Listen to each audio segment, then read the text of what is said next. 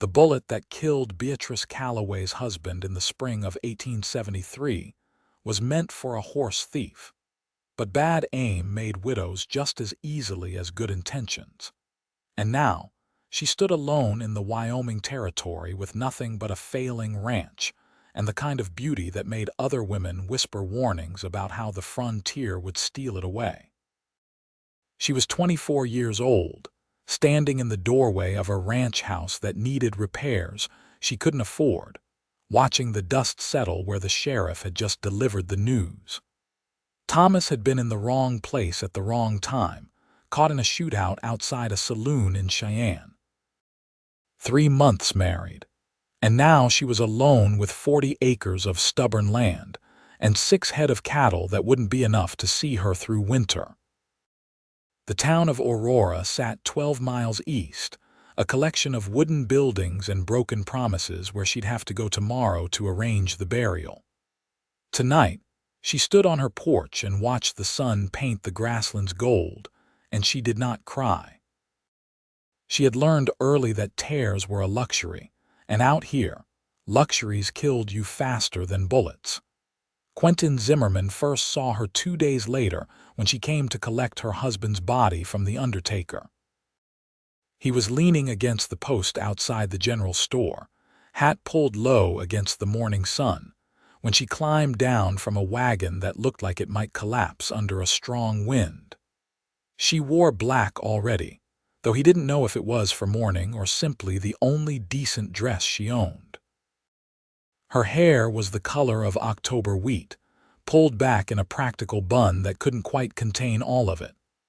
Loose strands caught the light as she moved, and he found himself straightening without meaning to. She walked with purpose, her spine straight despite whatever weight she carried. There was something in the set of her shoulders that reminded him of soldiers he'd known during the war, people who'd learned to keep moving because stopping meant thinking, and thinking meant breaking. He'd been in Aurora for 3 weeks, working odd jobs at the Broken Creek Ranch while he figured out where to drift next. 26 years old and still looking for a place that felt like it might hold him. The war had burned out whatever home had meant before, and 7 years of wandering hadn't helped him find it again. "That's the Calloway widow," said Frank Morrison, the store owner, coming to stand beside Quentin. "Husband got shot 2 days back. Bad business. She got family. Not that anyone knows of. Ranch is small, barely profitable when Thomas was alive. She'll have to sell, probably work as a seamstress or take in laundry if she wants to stay in town." Quentin watched her disappear into the undertaker's office. Something about the way she'd walked, like she was marching into battle rather than grief, stuck with him. He'd seen plenty of widows during and after the war. Most looked broken. She looked angry. He didn't plan to follow her. Didn't plan to be standing outside the undertaker's office when she emerged an hour later, eyes dry but rimmed with red. Didn't plan to step forward when she stumbled slightly on the wooden step. "Madam," he said, catching her elbow. "You all right?" She pulled away immediately, but not rudely. "I'm fine, thank you." Up close, he could see the freckles across her nose, the calluses on her hands, the way her dress had been mended multiple times with careful, even stitches. Her eyes were gray like storm clouds over the mountains. "Quentin Zimmerman," he said, removing his hat. "I'm real sorry for your loss. Beatrice Calloway." She studied him with a directness that most women he'd met wouldn't have used. Out here he was learning, the rules were different. "Did you know my husband?" "No, madam, just heard what happened. It's a hard thing." "Yes." She looked past him toward where her wagon waited. "If you'll excuse me, I have arrangements to make." He should have let her go. Should have tipped his hat and walked away. Instead, he said, "That wagon of yours is listing pretty bad on the left side. You might not make it back to your ranch without losing a wheel." She turned back, irritation flashing across her face. "And I suppose you're offering to fix it for a price I can't afford." "I'm offering to fix it because it needs fixing," he said evenly. No charge. Won't take more than an hour if you've got a spare bolt and some decent rope. Suspicion narrowed her eyes. Out here, nothing came free and they both knew it. Why? Because your wagon needs fixing, he repeated. And because I've got the time and the ability, that good enough. She considered him for a long moment, and he had the strange feeling of being evaluated in ways that had nothing to do with his intentions toward her wagon. Finally, she nodded once. There's rope in the back. I don't know about a bolt. I'll find one. Morrison probably has something that'll work. It took him 45 minutes. The wheel wasn't just loose. The axle was cracked, and he had to jury-rig a support that would hold until she could get proper repairs done. She watched him work without speaking, sitting on the edge of the wagon bed, and he was aware of her gaze in a way that made him careful with every movement. When he finished, he stood and wiped his hands on his pants. That'll get you home, but you need to get it properly fixed soon. Wood splitting. I know. She climbed down, studying his work. Thank you, Mr. Zimmerman. Quentin's fine. Thank you, Quentin. She paused, something shifting in her expression. I can't pay you in money, but I've got preserves from last fall, chokecherry, if you'd like some. That's not necessary. Neither was fixing my wagon. Her chin lifted slightly. I don't like being in debt. He understood that. Chokecherry sounds good. She retrieved a jar from a box in the wagon, wrapped carefully in old newspaper. When she handed it to him, their fingers brushed briefly, and he noticed how cold her hands were despite the warm day. You got anyone to help you at the ranch? The question came out before he could stop it. I've managed this long. That's not what I asked. Her jaw tightened. No, I don't. But I've worked a ranch my whole life, Mr. Zimmerman. I'm not some city woman who needs rescuing. Didn't say you were. He held her gaze. But there's work out there that takes two people, and being stubborn enough to try it alone doesn't make the work easier. Just makes it take longer and hurt more. Are you offering? The words came out sharp, defensive. If you need the help, yes. I told you I can't pay. Didn't ask you to. She crossed her arms, and he could see her mind working, weighing options against pride. Finally, she said, I've got fence down on the north boundary. Cattle keep drifting toward Peterson's land, and he's the kind of man who shoots first and checks brands later. I need it repaired before I lose any more stock. I can do that. Room and board, she said quickly. That's all I can offer. There's a bunkhouse. It's not much, but it's weatherproof, and I'm a decent cook. That's more than fair. I expect a full day's work. Wouldn't offer otherwise. Something in her posture relaxed slightly, though her expression remained guarded.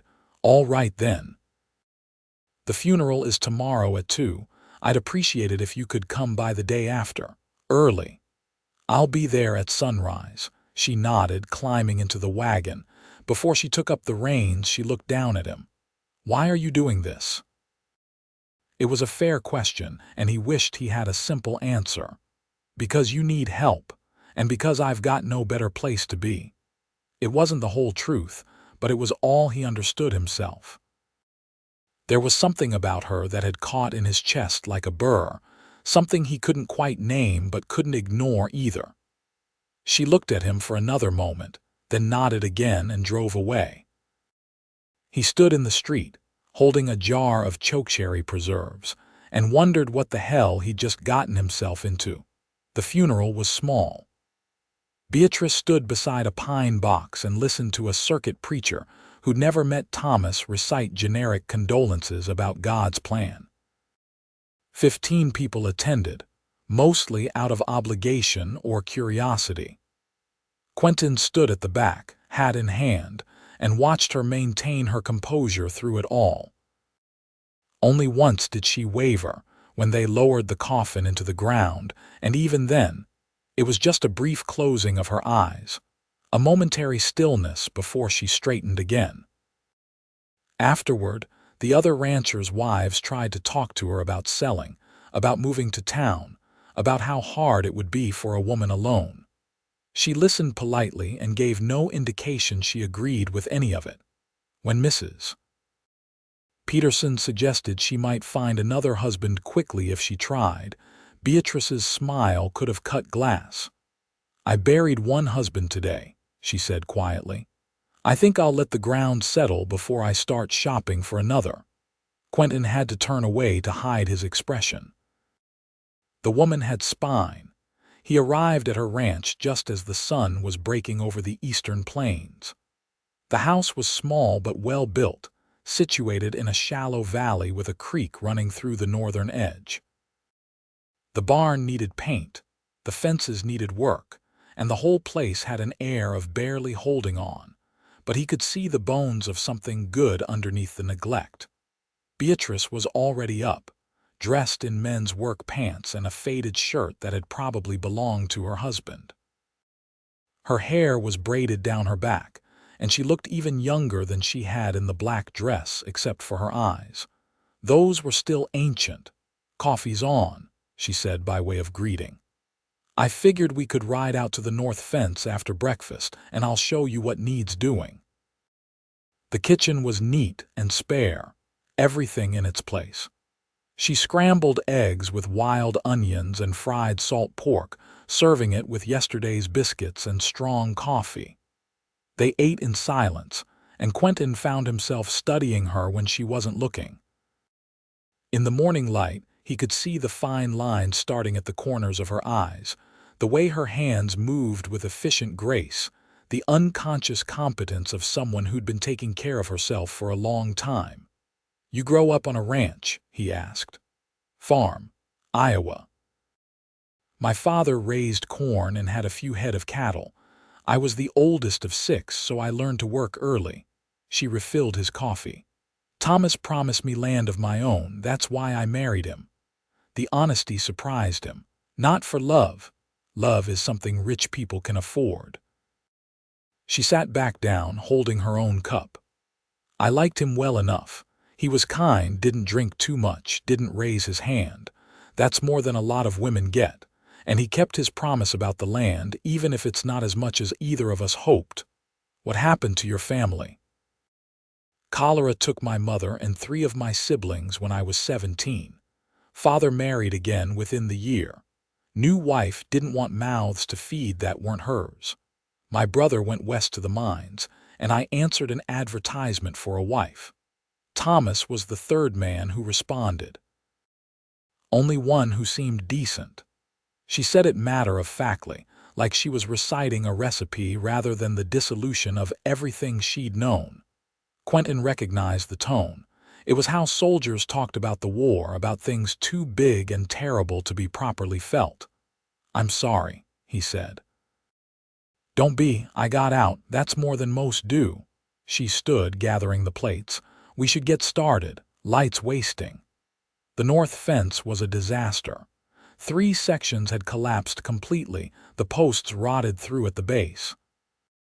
They'd need to set new posts, which meant digging, and the ground was still half frozen from winter. It was back-breaking work, the kind that left your shoulders screaming and your hands bloody despite gloves. They worked through the morning without much conversation. Beatrice handled the tools like she'd been born with them in her hands, matching him pace for pace. When they stopped at midday to eat the lunch she'd packed, they sat on the ground with their backs against a still-standing section of fence, too tired to talk. "You're good at this," she said finally. "Grew up working, Tennessee. Small farm, lots of rocks, not much else. War," he nodded. "Cavalry, 4 years. That where you learned to drift?" He looked at her, surprised by her perception. "Guess so." Came back home after, but it wasn't home anymore. Everything felt too small, too quiet. Brother had taken over the farm, didn't need me, didn't really want me, so I left. That was 7 years ago. 8. Long time to wander. Haven't found a reason to stop. She studied him with those gray eyes. "And what makes you think you might find it here?" "Didn't say I thought that." "No, but you're still here." He didn't have an answer for that, so he took another bite of bread and changed the subject. "How much land do you have?" 40 acres.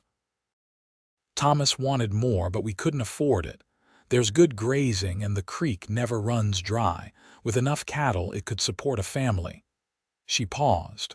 Could have supported a family, could still. Not with a woman running it alone. The bank won't extend credit to me. Suppliers charge me more than they charge Thomas. And men like Peterson are waiting for me to fail so they can buy the land cheap. Her voice was flat, factual. I can probably hold on through the summer. By fall, I'll have to sell, or you could hire help. I told you I can't afford to pay. There's more than one kind of payment. He kept his voice casual. You need labor. I need a place to stay while I figure out what comes next. We could make an arrangement. I work the ranch, you handle the house and the cooking and the books. Split any profits from the cattle. She turned to look at him fully. You're talking about a partnership. I guess I am. Why would you do that? You could hire on at any of the big ranches, get steady pay. Could, but I'm tired of working someone else's land, following someone else's orders. That was true, even if it wasn't the whole truth. The whole truth involved the way she'd looked at him in town, like she was seeing him rather than through him. The way she worked without complaint, without expecting him to go easy on her because she was a woman. The way she laughed, sharp and unexpected, when he'd made a dry comment about the fence having surrendered to gravity. And maybe I'm tired of drifting. I won't marry you, she said bluntly. I know that's what men usually want when they make offers like this. Security, land, a woman in their bed. But I won't do it. I've been a wife and I'm done with that. I'm not asking you to marry me. He met her gaze steadily. I'm asking for a fair trade, labor for shelter and a chance to build something that doesn't feel temporary. She considered this, turning it over in her mind like a stone she was checking for cracks. If I say yes and you change your mind later about the marriage part, the deal's off. I'll pay you for the time you worked and you leave. No argument, no trying to convince me. Understood? Understood. And if you steal from me or hurt me or sell me out to someone like Peterson, I'll shoot you. I'm a good shot. Fair enough. All right then. She held out her hand. We've got a deal, Mr. Zimmerman. He shook her hand, feeling the calluses against his palm, the surprising strength in her grip. Quentin. Beatrice. A small smile touched her lips, the first real one he'd seen. Now let's finish this fence before the cattle end up in Montana. The work fell into a rhythm over the following weeks. Quentin moved into the bunkhouse, which was cleaner and more comfortable than half the hotels he'd stayed in over the years. Beatrice ran a tight operation, everything organized and maintained as well as possible with limited resources. They worked the fence, repaired the barn roof, cleared irrigation channels to the garden plot she was planning to expand. In the evenings, they ate dinner at the small kitchen table and talked. Not about anything important at first, just the work that needed doing, supplies they'd need to acquire, plans for the cattle. But gradually, the conversations deepened. She told him about learning to shoot when she was 12, how her father had taught her, because he said every person should be able to feed and defend themselves. He told her about the horse he'd had during the war, a bad-tempered mare named Rebel who'd saved his life twice by sheer stubbornness. What happened to her? Beatrice asked. Took a bullet at Chickamauga, went down hard, broke her leg, I had to shoot her. He stared at his coffee. Worst day of the war for me, and that's saying something. I'm sorry, me too.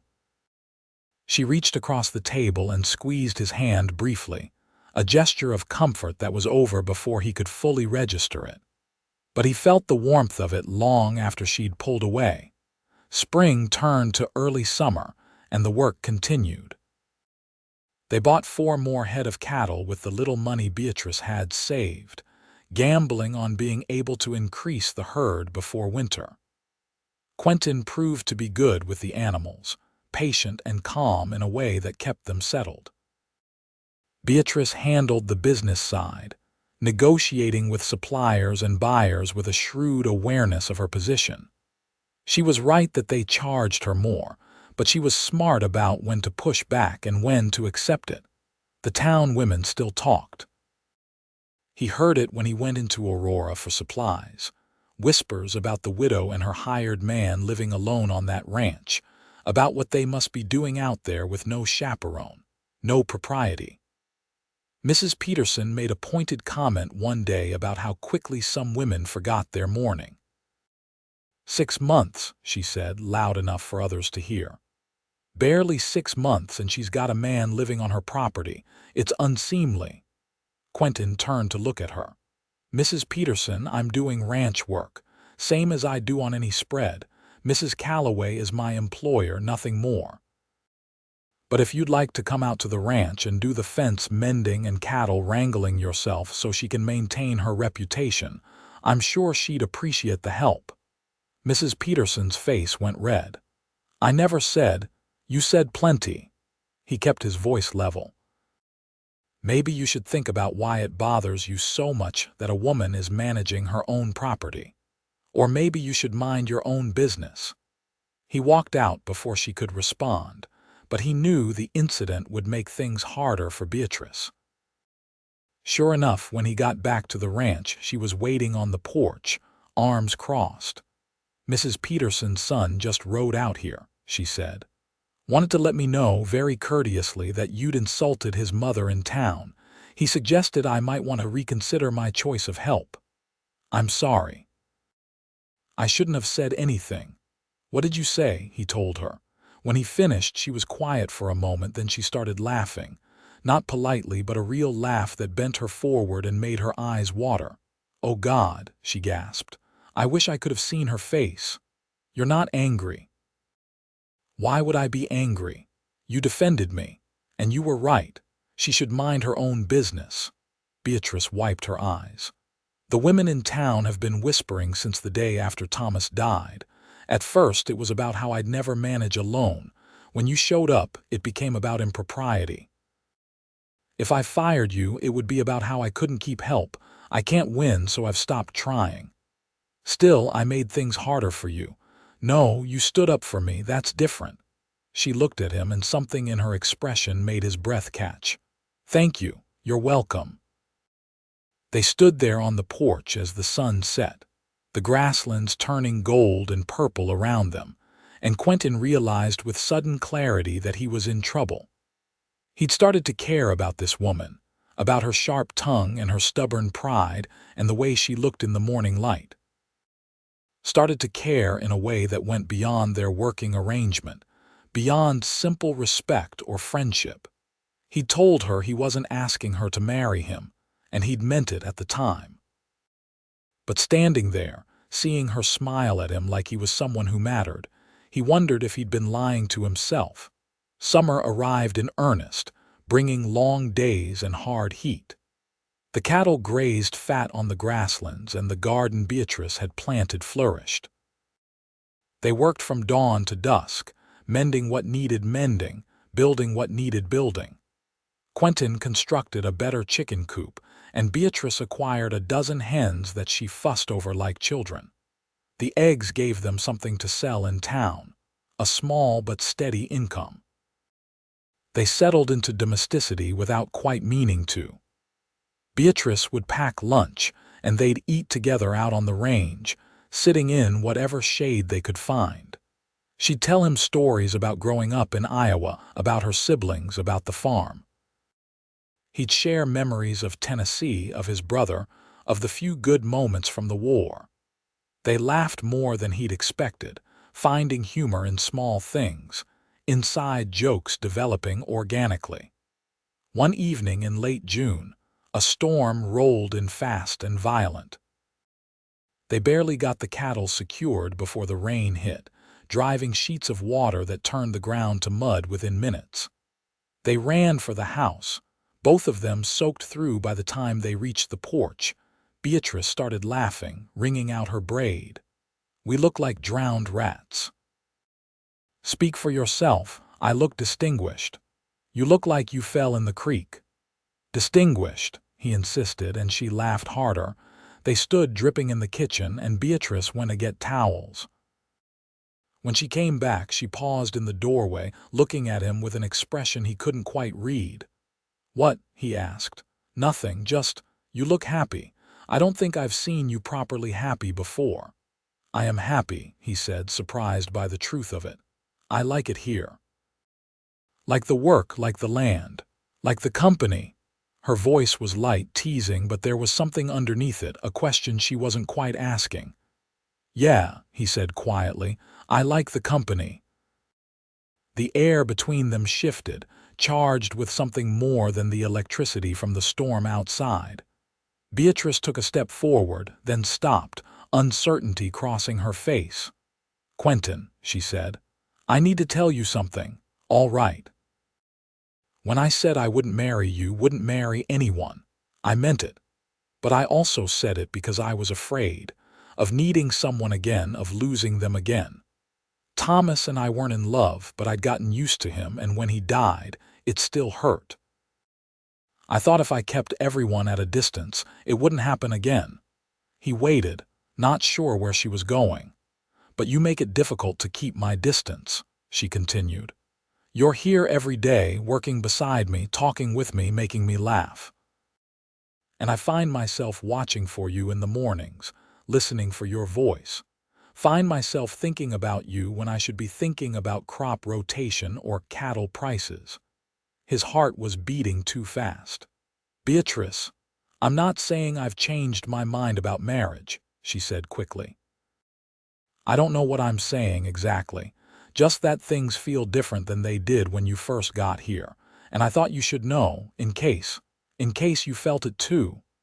He crossed the distance between them in 3 steps, stopping just short of touching her. "I feel it too. Have been feeling it for weeks now, maybe longer. But I didn't want to push, didn't want to make you uncomfortable. You've made it clear what you want and don't want." "I know what I don't want," she said. "I don't want to be owned, don't want to be someone's property, someone's legal dependent. Thomas was kind, but I was still his wife, still bound by law to obey him. When he died, I inherited his debts along with his land. The town sees me as either a possession or a problem to be solved. I don't want that again. I understand that. But I'm also tired of being alone," she said softly. "Tired of pretending I don't feel things I feel, don't want things I want, and I want." She paused, gathering courage. "I want you. Not as a husband, not as an owner, just as a partner, as someone who's choosing to be here, choosing me the same way I'd be choosing you." He reached up slowly, giving her time to pull away, and cupped her face in his hand. Her skin was still damp from the rain, cool against his palm. "I choose you, Beatrice. As you are, on whatever terms you want. I'm not trying to own you, just trying to be near you." She leaned into his touch, closing her eyes briefly. When she opened them, they were bright with emotion. "Can you accept that? A partnership without marriage. I know it's not conventional. I know people will talk even more than they already do. Let them talk." He traced his thumb along her cheekbone. "I stopped living my life for other people's approval a long time ago. If you want me here, I'm here. If you want me gone tomorrow, I'm gone. But I'd rather stay. Rather build something with you, whatever shape that takes." "I want you to stay," she whispered. He kissed her then, gentle and questioning, and she answered by rising on her toes and wrapping her arms around his neck. The kiss deepened, years of loneliness and longing pouring into it from both sides. When they finally broke apart, both breathing hard, Beatrice pressed her forehead to his chest. "This is terrifying," she said. "Yeah." He held her close, feeling her heartbeat against his. "But also good." "Also good," she agreed. The storm raged outside, but inside, something had settled into place, something that felt right in a way that Quentin hadn't experienced in years. Maybe ever. They didn't make any grand declarations that night, didn't change the practical arrangements of their living situation. Beatrice went to her room in the house, and Quentin went to the bunkhouse, same as always. But something had shifted between them. An understanding reached. A door opened that neither of them wanted to close. The next morning, she was waiting on the porch with coffee when he emerged at dawn. She handed him a cup and smiled, and it was different from any smile she'd given him before, warmer, more open. "Morning," she said, "morning." He sipped the coffee, studying her. "You sleep okay, better than I have in months." She moved closer, and he put an arm around her waist, natural as breathing. "You? Same." They stood like that, watching the sun rise over the grasslands, and Quentin thought about how people said beauty faded on the frontier. How the hard work and harsh conditions wore women down, aged them before their time. He looked at Beatrice in the golden morning light, at the strength in her stance and the peace in her expression, and thought they were all wrong. She was more beautiful now than she'd been when he first saw her, and she grew more beautiful every time he looked at her. The town's reaction was about what they expected. When they went into Aurora together a week later, riding side by side in the newly repaired wagon, the whispers followed them everywhere. Mrs. Peterson actually turned her back when they entered the general store. But there were others, mostly younger women and a few of the older ranchers, who nodded respectfully or offered brief smiles. People who understood that survival came in different forms, that sometimes you had to write your own rules. Tom Chen, who ran the livery stable, actually congratulated them.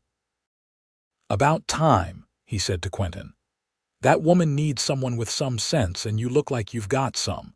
Maybe between the two of you, you'll make something of that ranch." "That's the plan," Quentin said. Tom leaned in closer, his voice dropping. "Word of advice, though. Peterson's been making noises about buying up that land. Says a woman shouldn't be running property. He's got influence with the bank. You two watch your backs." Quentin felt Beatrice tense beside him. "Thank you, Mr. Chen. We'll be careful." Walking back to the wagon, Beatrice was quiet, her jaw tight. Once they were out of town, she finally spoke. "Peterson won't give up. He wants my land because it has the best water access in the region. He's been trying to buy it since before Thomas died.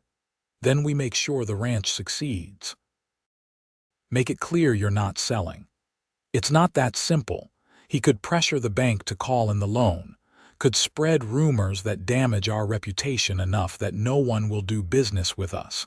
He's done it before to other small operations. So we get ahead of it. We make the ranch profitable enough that the bank has no reason to call the loan. We build relationships with buyers who don't care about rumors, and we show everyone that you're not going anywhere." She looked at him, worry and determination mixing in her expression. We, he confirmed. "I told you I'm in this. Whatever it takes." She reached over and took his hand, squeezing tight. "All right then. We fight." They fought by working harder, by being smarter. Beatrice found a buyer in Cheyenne who paid fair prices for their cattle and didn't care about town gossip. Quentin built relationships with some of the other small ranchers, organizing a collective effort to negotiate better prices for supplies. They expanded the garden, started selling vegetables along with eggs, built up a reputation for quality that spoke louder than rumors. By August, the ranch was showing its first real profit. Not much, but enough to make payments to the bank and still have something left over. Enough to buy 2 more head of cattle and start thinking about next year. The work was still hard, the days still long, but they faced it together. Quentin moved into the house in July, taking the small second bedroom that had served as storage. It was practical, Beatrice reasoned, to have him closer in case of problems with predators or weather. But it was also about wanting him near, about eating breakfast together and talking late into the evening, about the comfort of knowing he was just down the hall. They were careful about appearances when others were around, maintaining the fiction that they were business partners and nothing more. But alone on the ranch, they allowed themselves the simple intimacy they'd both been craving. Sitting close on the porch at the end of the day, his arm around her shoulders. Stolen kisses in the barn while doing evening chores. The warm comfort of falling asleep knowing the other was nearby. "I never thought I could have this," Beatrice said one evening. They were sitting by the creek, watching the water catch the last of the daylight. "When Thomas died, I thought that was it. Loneliness for the rest of my life, working until I couldn't any more, then dying alone. I made peace with it. And now I'm terrified," she admitted, "because I have something to lose, because you could leave or die or just stop caring, and I don't know if I could survive that a second time." He pulled her closer. "I'm not going anywhere, Beatrice, and I'm not going to stop caring. You're the first thing that's felt like home since before the war. You feel like home to me too," she said quietly. "That's what scares me. Then we'll be scared together." She laughed, but it was shaky. "Hell of a plan, best I've got." Fall came, and with it the real test. They had to get the cattle to market in Cheyenne, a 3-day drive that would leave the ranch vulnerable. Quentin hated the idea of leaving Beatrice alone, but they needed the money, and someone had to stay to watch the property. "I can handle 3 days alone," she said, exasperated. "I handled months alone before you showed up. That was before Peterson started actively trying to run you off. Which is why I'll keep the rifle close and the doors locked. But we need that money, Quentin. We need this sale to go through, or we won't make it through winter." He knew she was right, but he didn't like it. In the end, they compromised. He'd make the drive, but Tom Chen's son, Daniel, would come stay at the ranch while he was gone. Daniel was 19, respectful, and knew how to handle himself. It wasn't perfect, but it was better than leaving Beatrice completely alone. The drive went well. Quentin got a good price for the cattle, better than he'd hoped, and made connections with 2 other buyers who were interested in doing business next year. He bought supplies for the ranch, including glass for windows and nails for repairs, and headed back feeling like they'd turned a corner. He returned to find Beatrice pacing the porch, the rifle leaning against the wall beside her. Daniel sat on the steps, looking uncomfortable. "What happened?" Quentin asked, swinging down from his horse. "Peterson came by yesterday," Beatrice said, her voice tight with anger. "Brought 3 of his men, said he was making a final offer on the land. When I refused, he said I should reconsider. Said it would be a shame if anything happened to the property while I was trying to run it alone." Rage flooded through Quentin, hot and immediate. "He threatened you, not directly, but the message was clear." She crossed her arms. "Daniel told him to leave, which he did, but not before making it clear he'd be back. I should have been here. You were where you needed to be, and I handled it." She straightened her shoulders. "But we need to be prepared. He's not going to give up, and eventually he'll do more than just make threats." She was right, and they all knew it. Men like Peterson, with enough money and influence, could make life very difficult for people who got in their way. And out here, the law was often whatever the powerful said it was. "We could go to the sheriff," Daniel suggested. "Sheriff's in Peterson's pocket," Beatrice said bitterly. "Has been for years. No, we need to handle this ourselves." They spent the evening planning. Quentin would teach Beatrice some defensive strategies he'd learned during the war. They'd make sure the property was secured, that anyone approaching could be seen from a distance. They'd reach out to their neighbors, the other small ranchers who also had reason to worry about Peterson's expansion. There was safety in numbers, in making it clear that an attack on one was an attack on all. It was a nervous few weeks waiting for Peterson's next move. But it didn't come. Instead, something unexpected happened. One of Peterson's largest hands, a man named Samuel Greaves, quit publicly. telling everyone in town that he was tired of working for a man who tried to intimidate widows and steal land from people who'd earned it. 3 other hands followed him, and suddenly, Peterson had a labor shortage right as he needed to drive his own cattle to market. Couldn't have happened to a nicer fellow, Tom Chen said when he told them the news. He had a satisfied smile on his face. Word is, Samuel's looking for work. If you've got a need, might want to talk to him. They didn't have the money to hire full-time help, but Samuel proved willing to work for a share of next year's profits. He was older, mid-40s, with the weathered look of someone who'd spent his whole life working outside. More importantly, he was honest and hardworking, and having another person on the property gave them all a greater sense of security. With Samuel's help, they finished the preparations for winter. The barn was reinforced, the chicken coop insulated, firewood cut and stacked. Beatrice worked on preserving everything from the garden, filling the root cellar with potatoes and turnips and carrots, lining the shelves with jars of preserved vegetables and fruits. The house was ready, the animals were ready, and as the first snow fell in early November, they felt as prepared as they could be. Winter in Wyoming was brutal. Temperatures dropped below zero, and storms could blow in with almost no warning, whiting out the world beyond the porch. They stayed close to the house, doing only essential work, burning through their carefully hoarded firewood and supplies.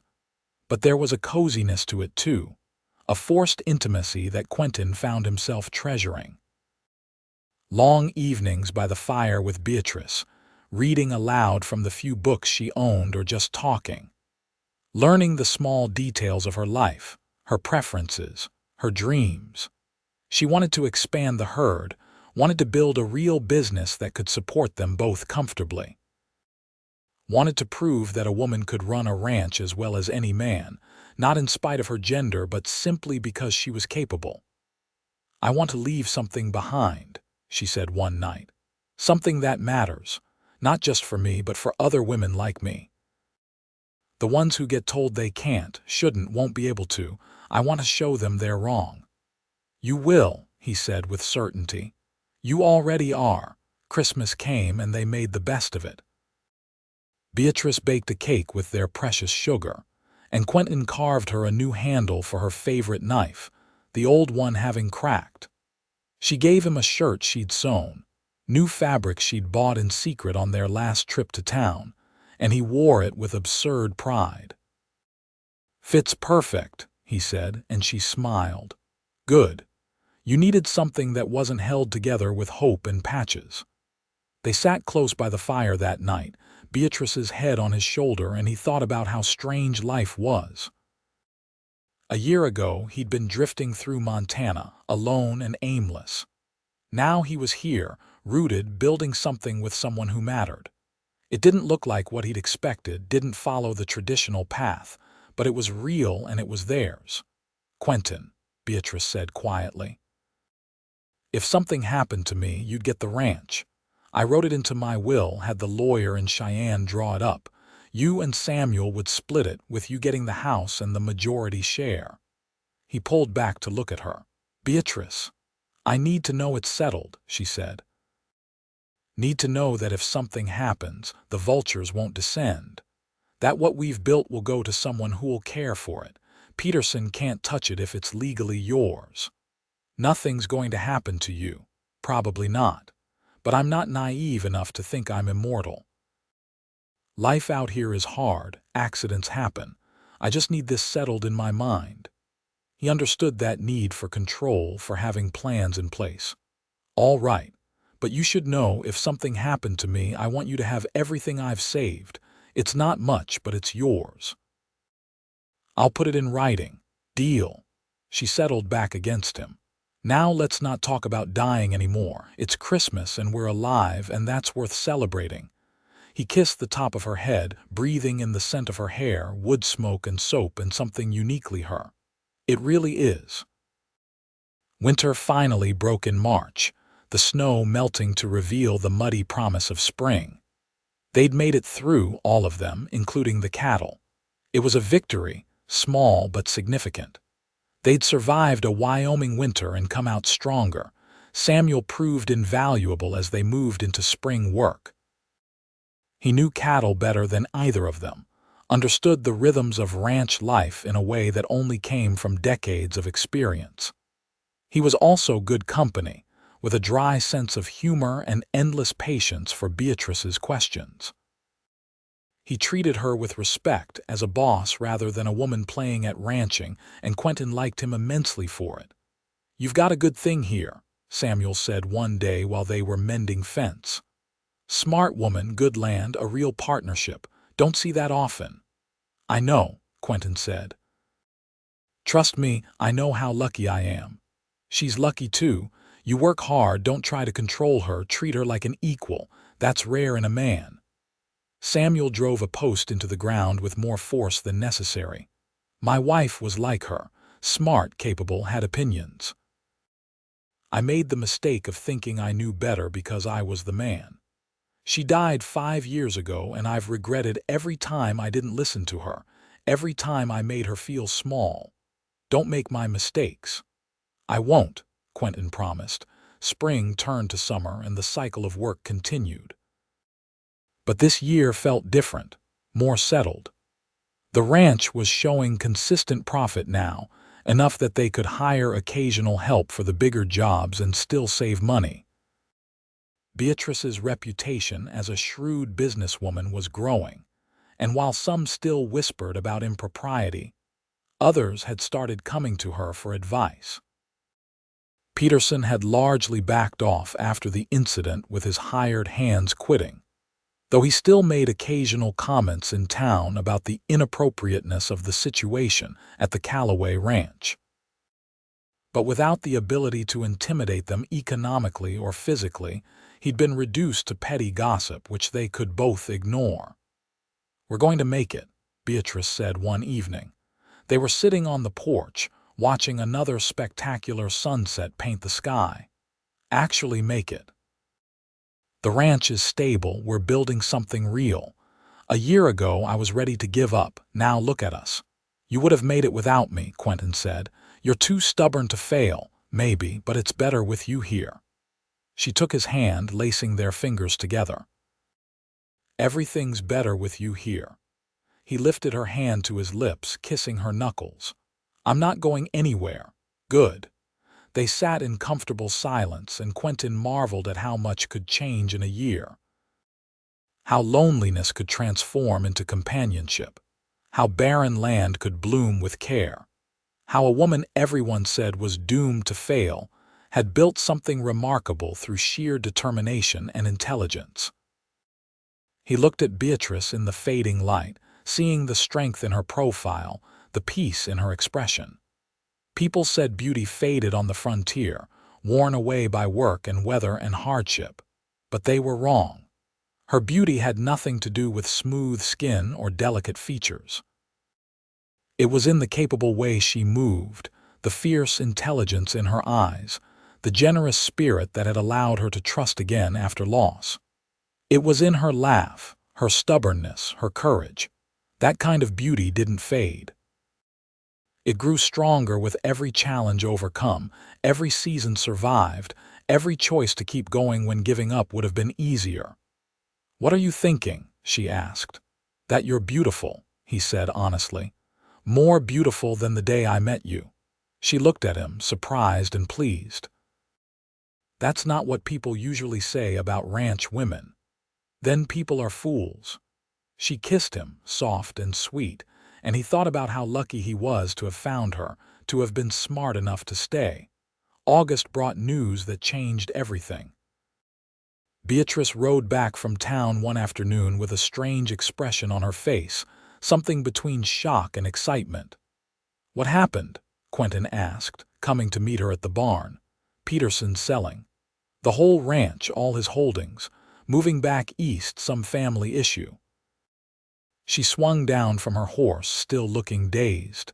"There's going to be an auction next month." "Why does that matter to us?" "Because his land borders ours. If we could buy even part of it, we'd double our range, triple it maybe.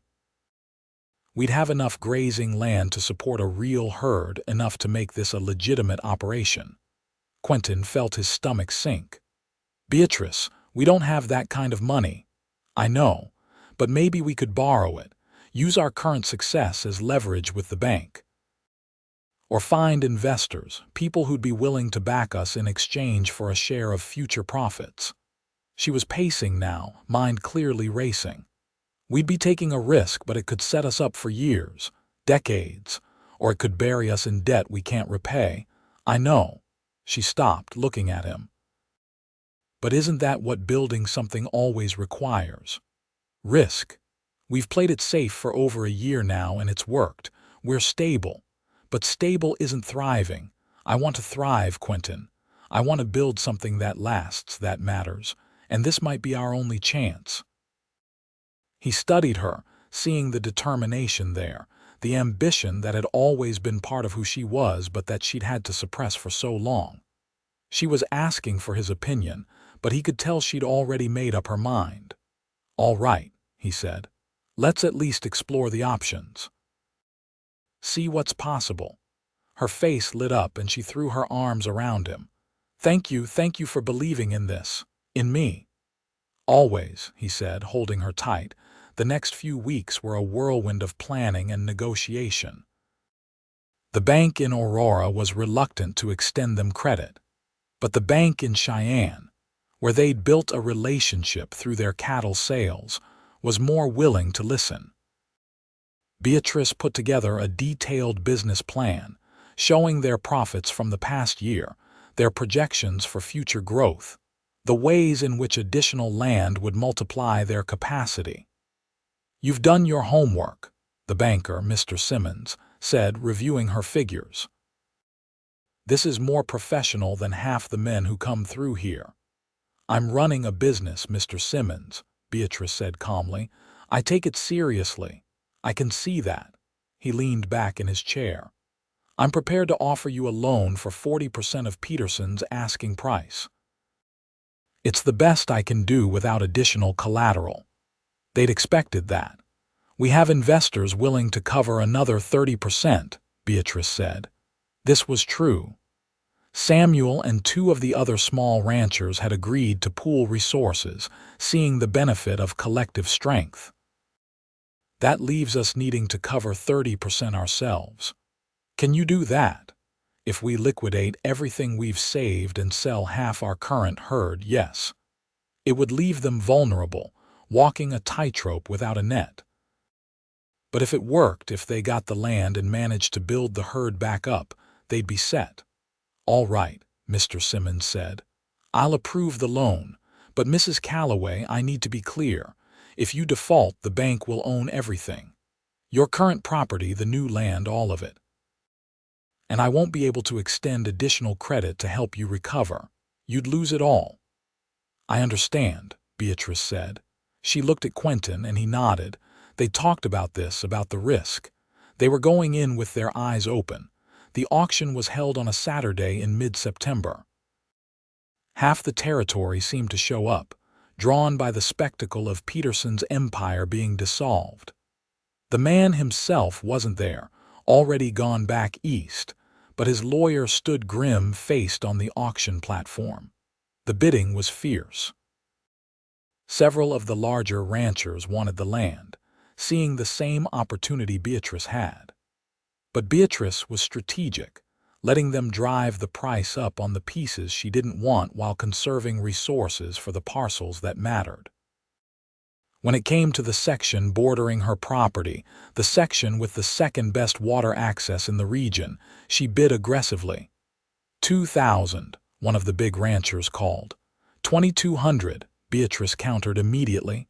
2,500, 3,000. There was a pause. 3,000 was more than most people had access to. More than that section was probably worth on paper. But Beatrice understood what no one else seemed to. The value wasn't in the land itself, but in how it connected to her existing property, in how it would transform her operation from marginal to stable. 3,000 going once, the auctioneer called. Going twice. 3,500, a new voice said, and Quentin's blood went cold. He turned to see Mrs. Peterson, the rancher's wife, standing with her arms crossed. My husband might have given up, but I haven't. That land stays in the family. Beatrice's jaw tightened, but her voice remained steady. 4,000, 4,500, 5,000. It was more than they could afford, more than they'd planned to spend even in their most optimistic projections. But Beatrice's face was set, and he knew she wasn't backing down. Neither was Mrs. Peterson. 6,000, Mrs. Peterson said coldly. Beatrice hesitated for the first time, and Quentin's mind raced. They couldn't match that, couldn't even come close. But before Beatrice could speak, Samuel stepped forward. Mrs. Calloway, he said quietly, add my share of my retirement funds, another 800.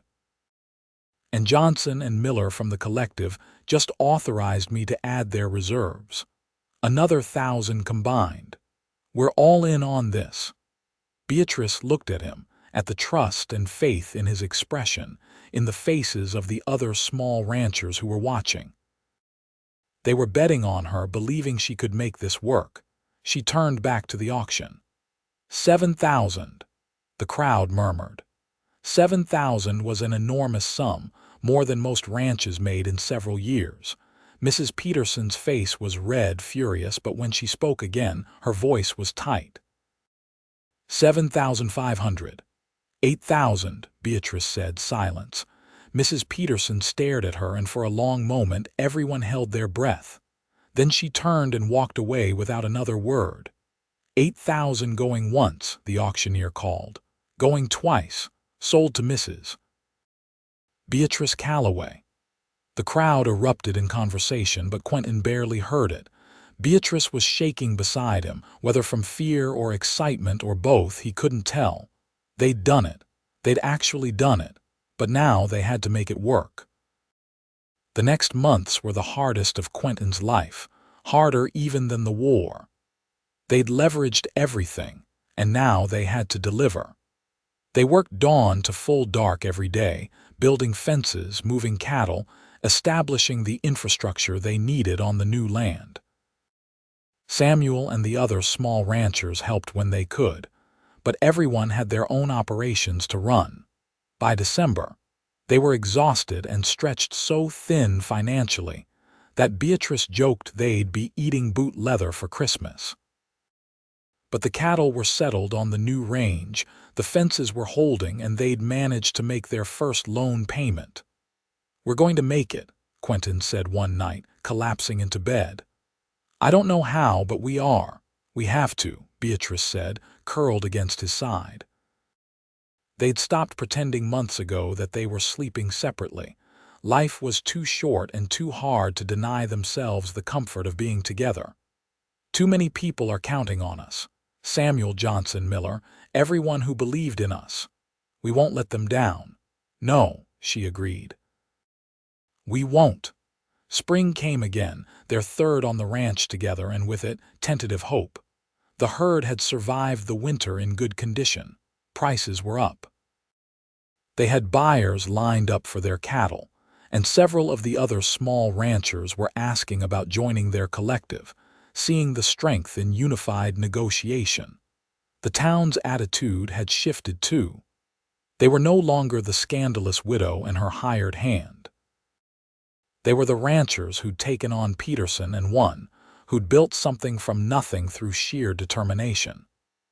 Mrs. Peterson had moved back east after the auction, unable to bear the defeat, and the social dynamic in Aurora had changed. The disapproving whispers had largely faded, replaced by a grudging respect. You did it, Tom Chen said when they came to town for supplies. Everyone said you'd fail, said a woman couldn't run a ranch like that. You proved them all wrong. We did it, Beatrice corrected, nodding at Quentin. Couldn't have done it alone. Maybe not, Tom said, but you were the one with the vision, the courage to take the risk. That takes something special. After they left, Beatrice was quiet, thoughtful. What are you thinking? Quentin asked. That I used to be angry all the time, she said. Angry at the world, at the people who told me what I couldn't do, at the circumstances that kept limiting me. But somewhere along the way, I stopped being angry, started being happy instead. When did that happen? She looked at him, and her smile was gentle. When I stopped trying to do everything alone, when I let you in. When I realized that accepting help didn't mean accepting control, that partnership didn't mean surrender. I'm glad you did, he said. Let me in. Me too. That summer, they finally hired 2 full-time hands, young men looking for steady work. It meant they didn't have to kill themselves with constant labor, meant they could take an occasional evening to just sit and enjoy what they'd built. The ranch was thriving, their herd was healthy, and the collective of small ranchers had grown to 12 operations, giving them real negotiating power. Beatrice started hosting meetings at their ranch, bringing everyone together to share information and strategies. She was a natural leader, commanding respect with her intelligence and fairness. Watching her, Quentin felt a fierce pride that had nothing to do with possession and everything to do with admiration. One evening in late July, after everyone had left, they walked out to the creek, the place where they'd first acknowledged their feelings for each other. The water sang over the rocks, and the grasslands stretched golden and endless in every direction. I've been thinking, Beatrice said. About us, about what we are to each other. All right. I told you I wouldn't marry you, told you I didn't want that legal tie, that sense of ownership. And I meant it, still mean it in a lot of ways. The law is set up to favor men, to give them control over their wives' property and decisions. I can't stomach that, I know. But I also realize that we are married in every way that matters. We're partners, running this business together. We live together, sleep together. We've built a life together, and I want to acknowledge that publicly. Want to make it clear that you're not my hired help, not just my business partner, but my person. The person I choose, who chooses me. Quentin felt his heart speed up. What are you saying? I'm saying I want to have a ceremony, not a legal marriage, but a declaration of commitment. A promise, witnessed by the people who matter to us, that we're in this together.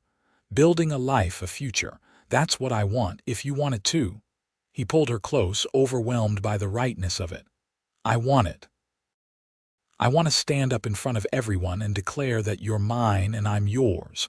Want everyone to know that I'm not going anywhere, that we're building this together. Good. She kissed him, long and slow. Then let's do it. Let's declare ourselves to the world on our own terms. They held the ceremony in early September, right before the autumn cattle drive. It wasn't a legal wedding, but something better, a commitment made freely, without the weight of laws that neither of them trusted. Samuel officiated, reading words that Beatrice and Quentin had written themselves. They stood in front of their ranch house, the land they'd fought for spread around them, and made their promises. I promise to be your partner in all things, Beatrice said, holding both his hands. To respect your autonomy while offering my support. To work beside you in building something that matters. To choose you every day as long as we both shall live. I promise to honor your strength and your independence, Quentin responded. To never try to control or diminish you. To be your equal partner in this life we're creating. To choose you every day as long as we both shall live. Samuel smiled. Then, by the power vested in me by absolutely nobody except the two of you, I declare you partners in life, now and always. You may kiss. They did, to the cheers of their friends and colleagues. It wasn't a traditional wedding, wouldn't be recognized by church or state, but it was theirs, and it was real. That night, lying in bed, Beatrice said, "Thank you." For what? For understanding what I needed. For not pushing me to fit into a box that doesn't fit me. For being willing to build something different. Thank you for letting me, he said. For trusting me with this, with you. She kissed him. I love you, you know. I've loved you for a long time. Probably since you first fixed that wagon wheel and didn't ask for anything in return. I love you too, he said. From the moment I saw you walk into that undertaker's office with your spine straight and your head high, refusing to be broken by grief, you were the strongest thing I'd ever seen. We're strong together, she said. Yeah, he agreed. We are. Years passed, and the ranch continued to thrive. They weathered droughts and hard winters, market fluctuations and the occasional cattle disease, but they weathered them together. The collective grew stronger, becoming a real force in the region's cattle industry. Beatrice's reputation as a businesswoman spread, and she was frequently consulted by both men and women looking to start their own operations. Samuel became like family, a permanent fixture on the ranch, even after they no longer needed the extra help. He was there for every major decision, every celebration, every crisis. When he died peacefully in his sleep at 63, they buried him on the ranch, under a cottonwood tree by the creek, and mourned like they'd lost a father. The town of Aurora grew around them, becoming less rough and tumble as civilization crept west. Schools were built, then churches, then even a small hospital. The wild frontier was slowly being tamed, though the land itself remained as harsh and beautiful as ever. On a crisp October morning in 1883, 10 years after Beatrice's first husband had died, she and Quentin sat on their porch watching the sunrise. The ranch had grown to 200 acres, with a healthy herd of over 100 head of cattle.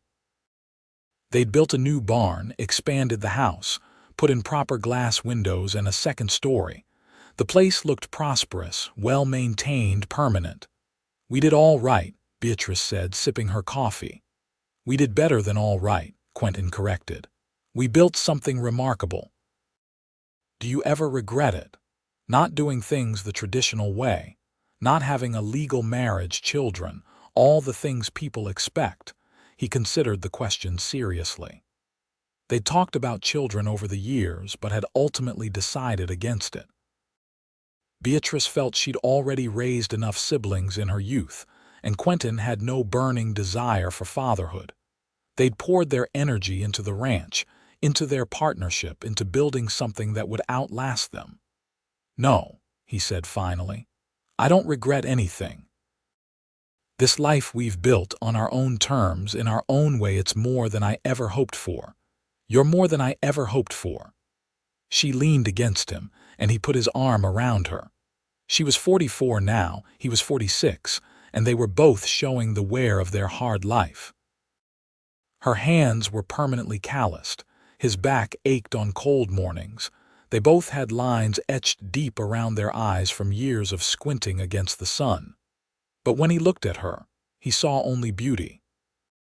The beauty of a life well lived, of challenges overcome, of a partnership that had weathered every storm. Her hair had threads of silver now, her face bore the marks of age and sun, but she was more beautiful to him than she'd been at 24. That beauty had nothing to do with youth or softness. It was the beauty of strength, of courage, of a woman who'd refused to let the world tell her what she could or couldn't be. People used to tell me beauty fades on the frontier, he said. That the hard life would wear women down, make them old before their time. I remember hearing that too. They were wrong, at least about you. He turned to look at her directly. You're more beautiful now than the day I met you.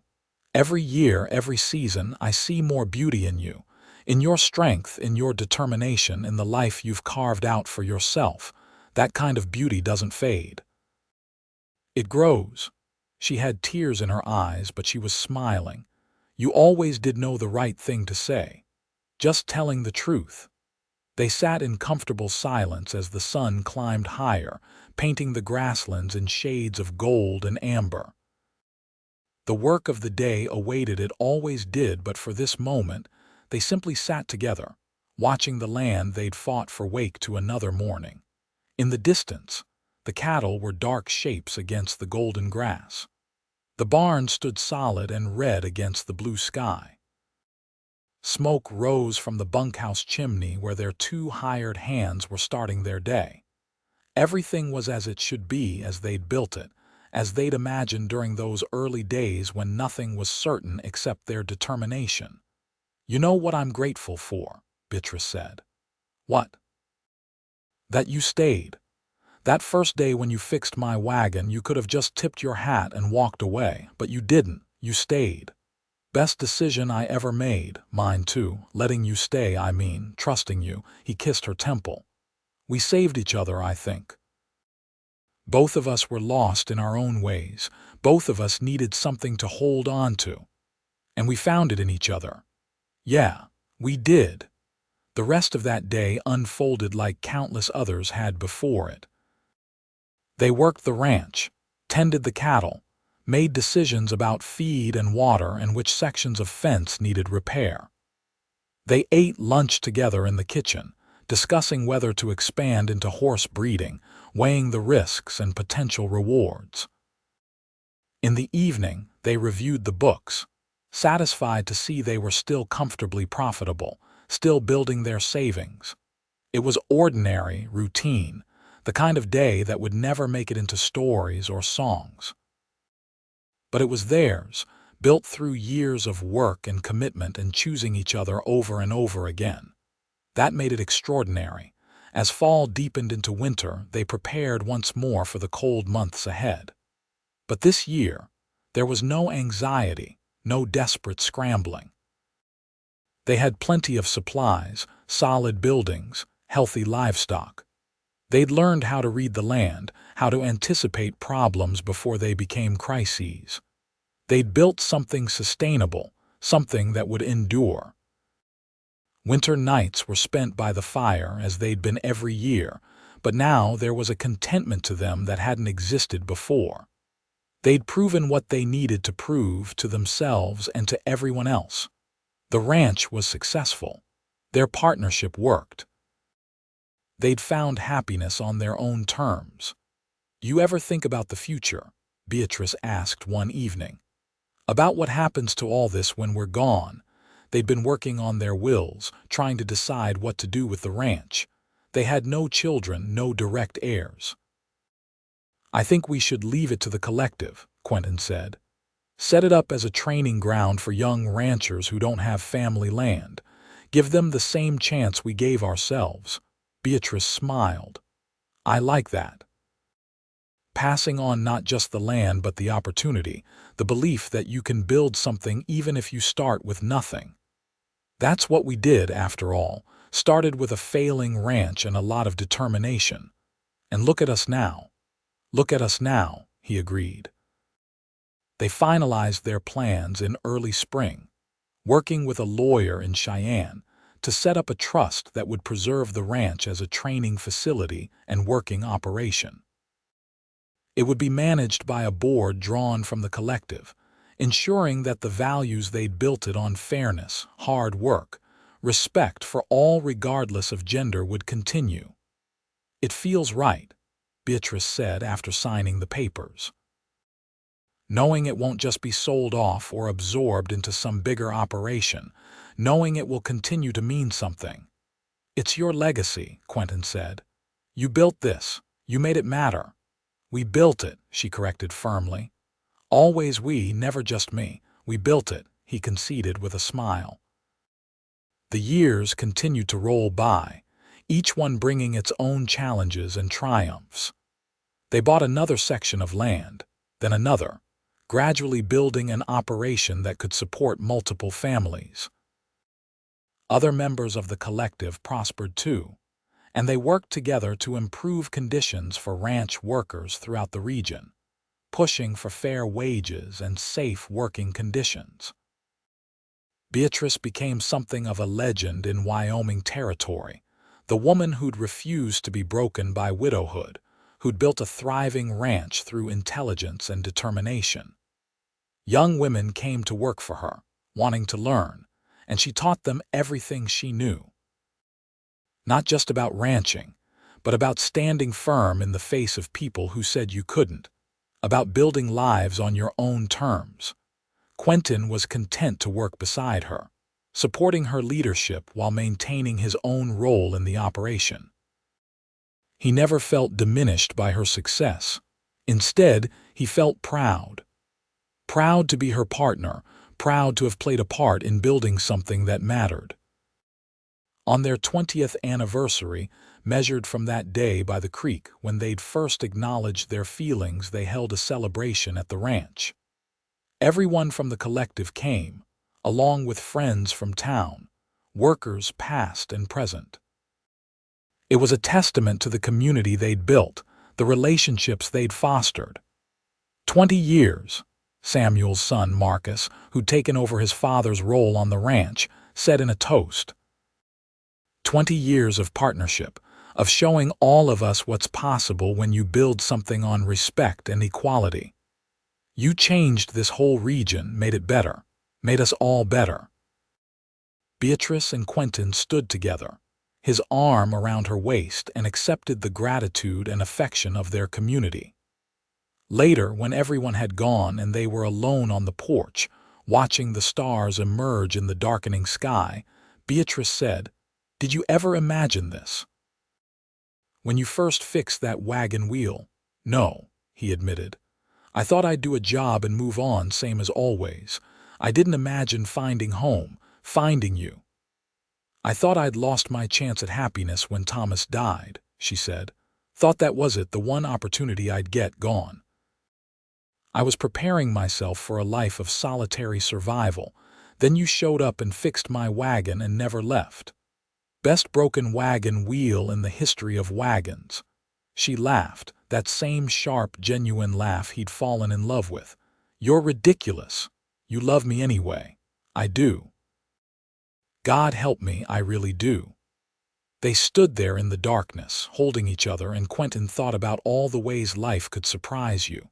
How you could be lost and then found, broken and then mended, alone and then partnered. How love could look different than you expected, but still be real, still be powerful, still be enough. The wind picked up, carrying the scent of grass and distant rain. Storm coming in probably by morning, but they were ready for it, ready for whatever came. They always were together. As they finally went inside, Quentin took one last look at the land spreading out around them, silver in the moonlight. This place had tested them, challenged them, demanded everything they had. But it had also given them everything that mattered: purpose, partnership, a life built on their own terms. And in his eyes, Beatrice had only grown more beautiful with every season, every challenge overcome, every year lived fully. They'd said beauty faded on the frontier, but they'd been wrong. Real beauty, the kind that came from strength and courage, and choosing to keep going, that kind of beauty, only grew stronger. The next morning brought the expected storm, a fierce spring thunderstorm that hammered the ranch with rain and hail. They spent the day checking on the cattle, making sure the buildings were secure, doing all the routine crisis management that had become second nature after 20 years. By evening, the storm had passed, leaving everything fresh, washed and green. "Another one survived," Beatrice said, surveying the ranch from the porch. "Another one survived," Quentin agreed. It wasn't dramatic or particularly significant, just another storm weathered, another day's work done. But in the accumulation of those ordinary days, those small survivals and quiet victories, they'd built something extraordinary. A life together. A love that had defied convention and expectation. A partnership that had proved stronger than any storm. And as they settled into the evening, comfortable in their routines and in each other's company, they knew that whatever came next, they'd face it the same way they'd faced everything else. Together, on their own terms, with the kind of beauty that didn't fade but only grew deeper with time. The ranch would outlast them, passing into the hands of the next generation of determined dreamers. The land would endure as it always had, harsh and beautiful and unforgiving. But what they'd built together, the partnership, the love, the stubborn insistence that life could be lived differently that would endure too, carried forward by everyone who'd learned from their example. And in the end, that was enough. More than enough. It was everything.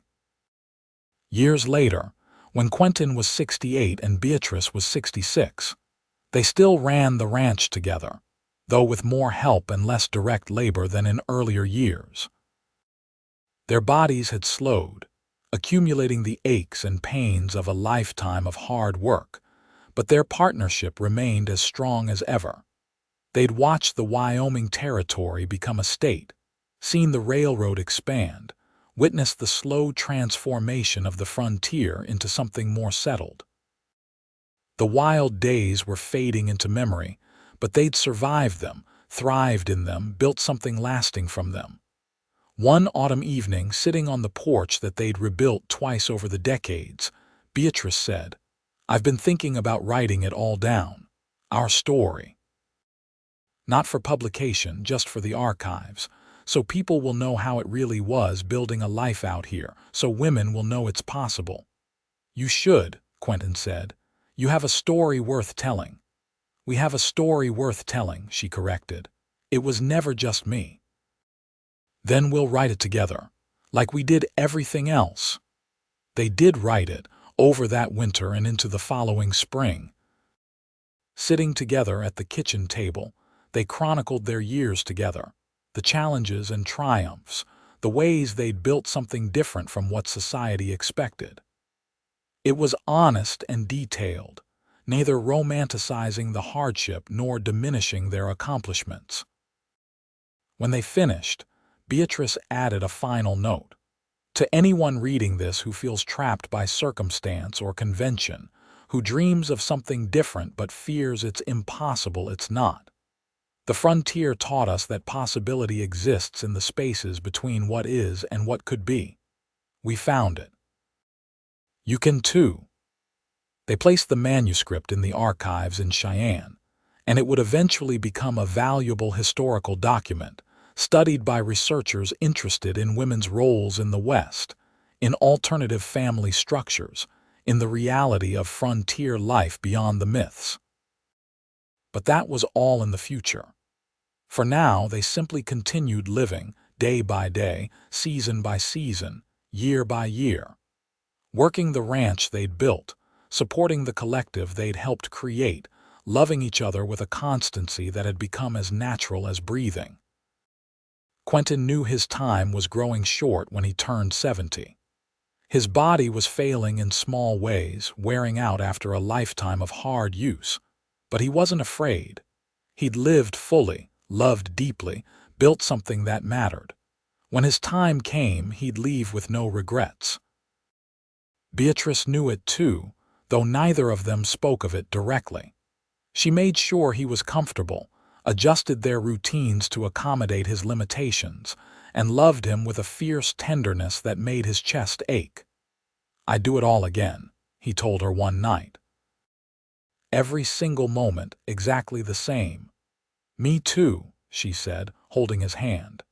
"Even the hard parts, especially the hard parts because they led here to us."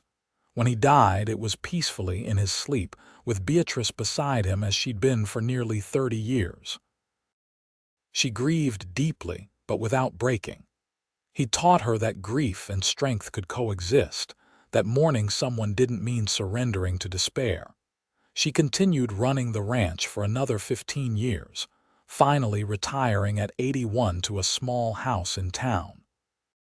But even then, she remained involved in the collective, advising and supporting, passing on her knowledge to the next generation. When she died at 86, it was in her sleep, dreaming, those who found her said, of grasslands and cattle and a tall man with kind eyes who'd once fixed her wagon wheel and changed her life forever. They buried her beside Quentin on the ranch, under the cottonwood trees by the creek where they'd first admitted their feelings. The turnout was massive ranchers and business people, Old friends and young workers who'd learned from her, people whose lives she'd touched over decades of living loudly and unapologetically on her own terms. Marcus, now the senior manager of the ranch, gave the eulogy. "Beatrice Calloway showed us all that there's more than one way to build a life," he said. "That strength comes in many forms, that beauty doesn't fade but grows deeper. She and Quentin built something remarkable together, and we're all standing in the light of what they created." The ranch continues, the collective thrives, and their legacy lives on in everyone who refuses to let the world tell them what they can't do. The ranch did continue, becoming exactly what Beatrice and Quentin had envisioned: a training ground for young ranchers, a working operation, a testament to what could be built through partnership and determination. The trust they'd established remained active, supporting aspiring ranchers regardless of gender, background, or conventional circumstances. And their story, preserved in the archives and passed down through the generations, became a touchstone for anyone seeking to understand the real frontier, beyond the myths. The story of a widow who refused to be broken, a drifter who finally found home, and a partnership that proved love could take many forms, all of them valid. They'd said beauty fades on the frontier, worn away by hardship and time. But Quentin had known differently. He'd watched Beatrice's beauty grow stronger with every season, every challenge overcome, every year of life fully lived. And in the end, that was the real story, not about fading but about flowering, not about survival but about thriving, not about conforming but about creating something uniquely their own. And on the Wyoming grasslands that they'd loved, where the wind still sang through the grass and the creek still ran clear, their legacy endured. A ranch built on respect, a partnership forged in equality, a love that had defied convention and proved stronger than any storm. It was enough, more than enough. It was everything,